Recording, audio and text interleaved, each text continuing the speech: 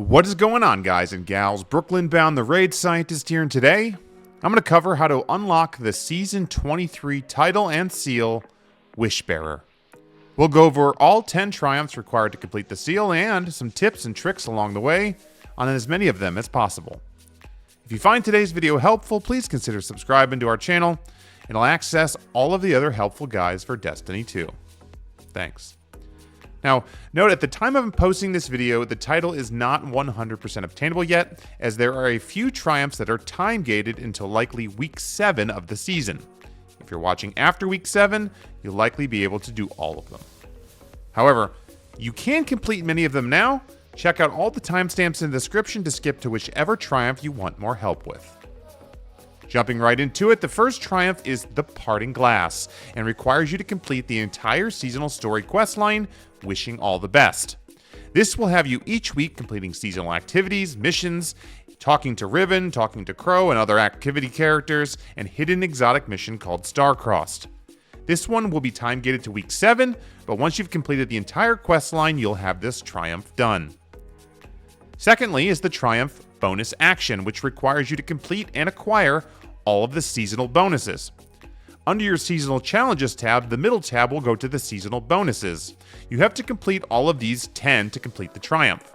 These include obtaining a full set of seasonal armor, running the coil multiple times, getting a silver rank or higher in the coil, purchasing gifts from Riven, completing the blind well, and so on. At the time this video is released, there is a bug only showing 9 of the seasonal bonuses, but the triumph for the title says there are 10. The hidden 10th one is to complete a heroic blind well without dying. So go to the blind well via the Dreaming City and complete a full tier 3 cycle.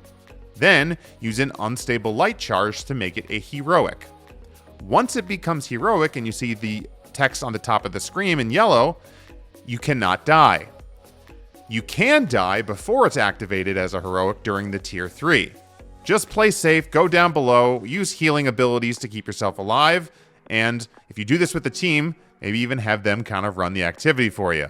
Either way, finishing this without dying will get you the last seasonal bonus and complete the bonus action triumph. For some reason, it is still not showing the seasonal bonus as being complete, but it will let me complete the triumph, as you can see here. The third triumph is O Guardian Mine, which requires you to reset your reputation rank with Riven. This is kind of the same thing as you've seen before in other seasonal triumphs. There are multiple ways to rank up with the vendor Riven, first of which is completing her bounties. The repeatable bounties will only provide experience and no reputation, so make sure you check which ones give you Riven reputation. You can also complete Riven's Lair activity, the coil, or activities on the Dreaming City. There are a few ways to make the most of your time when doing these activities. First, make sure you use the seasonal Worm Guard armor. Each piece will increase your reputation gain from any source, and you can use up to 4 pieces to give yourself a 12% increase in reputation. Secondly, I recommend only doing the Riven's Lair activity if you have layer keys to open the chest at the end. This will give you 300 to 400 reputation per run, but once you're out of keys, you will get much less reputation from clears of Riven's Lair. If you wear a full seasonal set of armor, run the coil or Riven's Lair a few times a week, you should pretty easily get this finished by the time you've done all the steps of the seasonal questline. The next set of triumphs is going to have you running the coil activity a bunch of times in order to complete them all. Lair Crawler has you complete pathways in either Riven's Lair or the coil. The coil grants you increased progress. You have to complete 50 pathways in total, and there is no speeding this one up, except for doing them in the coil instead of Riven's Lair. Make sure you know the basic mechanics of the coil too when running it. You want to take it slow during the jumping sections and destroy all the pots and get as much of the fused wishing glass as you can to increase your score. Watching out for spikes and traps will prevent you from wasting your revive tokens. All of this increased score and fused wishing glass will allow you to purchase more ability buffs from Riven and unlock more chests, which award more progress to many other triumphs we'll cover here in a second. Next up is the Riven's Relic triumph, and as I just alluded to, it requires you to open 50 chests in either Riven's Lair or the coil. This one will go very quickly if you're running the coil and getting all the pots and fused wishing glass, because you will get tons of chests to open throughout. On one full run of a full tier 4 coil, you should get like 4 to 6 chests before you get to the end, and then if you get platinum score, you'll get a bonus room which has another 4 to 5 chests. So this one you should finish much faster than some of the others. The next triumph up is rolled stats, which requires you to buy stat adjusters called Dragon's Gifts from Riven during the coil activity. At the beginning and after each full round of the coil, you can approach Riven and use your fused wishing glass as a currency to buy ability boosters.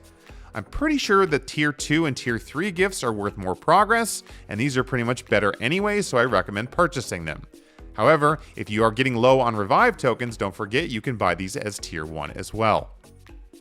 The next triumph up is Ahamkaraborn, which requires you to complete the new star-crossed exotic mission on legendary difficulty. I definitely recommend a team with this one, as the legendary version can be pretty tough as a solo player, but it is not impossible. There are champions, arc and void shields, and it is power 1830. Don't forget to match seasonal elemental surges and overcharged weapons as well to help if you're struggling. Remember, this mission is not timed, so take your time, rotate supers, and be lenient with heavy ammo to take out the Mark Phalanxes quicker. Banner of War Titan once again shines pretty strong in this mission, due to the strong damage they can output and the healing they can get from Banner of War. There's also a little bit of a cheese at the final boss if you want to use it. You can jump up top here using this ledge to avoid getting hit by the boss altogether. Now the harpies can kind of shoot you through this wall, but if you're getting in a pinch or you're down to one player, you can always jump up here and stay pretty safe. Just remember, you cannot damage the boss without obtaining the buffs, so you will have to jump back down in the pools to collect the buffs, and then jump back up to be able to damage him. You'll only be able to hit the boss from this spot anyway if he's teleported to right underneath you, otherwise you won't be able to hit him at all. But it's a good place to have someone just sit and wait so you don't wipe. Once you've completed the entire activity on legendary difficulty and claim the chest at the end, you'll complete this triumph. The next triumph is Weapon Proficiency, which requires 1500 kills in the Dreaming City and seasonal activities. This one will come pretty naturally, honestly, just doing the weekly quest line. Doing seasonal activities will speed this triumph up drastically, and you'll likely have this one done before most of the others. There really isn't much to say here except you don't need to use seasonal weapons like in previous seasons. Any type of kill will count. The ninth triumph is Heroic Effort, which is pretty self-explanatory. Complete a single run of the coil. This will probably be the first triumph you complete unless you've been hesitant to try the coil activity overall. Again, as I mentioned earlier, the coil is just Riven's lair, but increases with difficulty each round and has much more reward options for more value of your time. Use Fire Team Finder if you don't have a team, or you can use the match-made version. Just make sure you find all of the pots and collect all that fused wishing glass, which look like the red and white motes, as you progress each tier.